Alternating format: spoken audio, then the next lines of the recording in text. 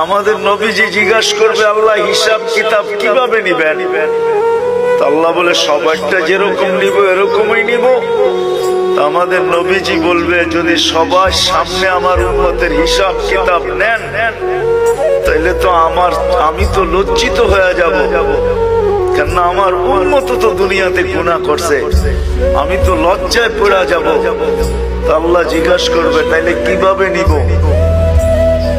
তো নবীজি বলবেন যে আমাকে নিতে দেন, আমি আলাদা ভাবে নেই।